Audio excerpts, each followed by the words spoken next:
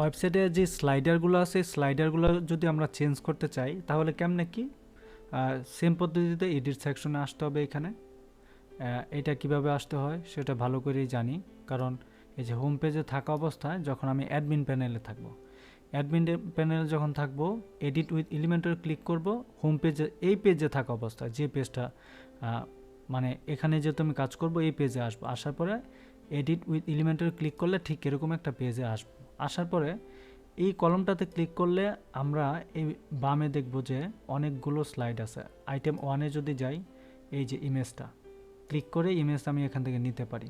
ইমেজের সাইজগুলা মোটামুটি সব সেম রাখা উচিত, রাখলে সুন্দর হয়, নাহলে একটা ছোট একটা বড় খারাপ দেখা যাবে। এতে ধরা বাঁধা নিয়ম নাই, কিন্তু রেজুলেশনটা এইভাবে রাখলেই ভালো আর কি। হ্যাঁ, পরে এখান থেকে আমরা এগুলোকে কিন্তু ডিলিট করে দিতে পারি। প্রয়োজনীয় জিনিসপত্র যেগুলো আছে এগুলো আমরা ডিলিট করে দিতে পারি, ক্রসে দিলে ডিলিট হয়ে যাবে। আবার এই যে এটাতে ক্লিক করলে কপি হবে, ডুপ্লিকেট হবে, তো ডুপ্লিকেটটাকে আমি ডিজাইন করতে পারবো।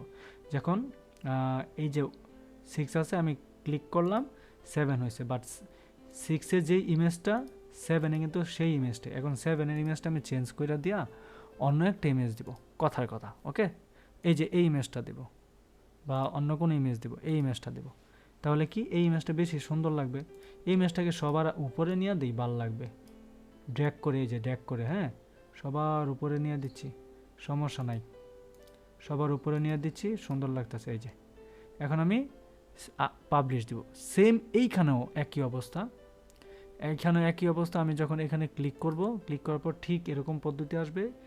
1-এ যদি যাই দেখব যে ইমেজের রেশিওটা আমি অলরেডি একবার বলছি, তারপর আবার যদি বলি, ইমেজের রেশিওটা হচ্ছে তো আমার 1800 এরকম দেওয়া যেতে, 1870 668 পিক্সেল, এই পিক্সেলে দিলে সুন্দর লাগবে।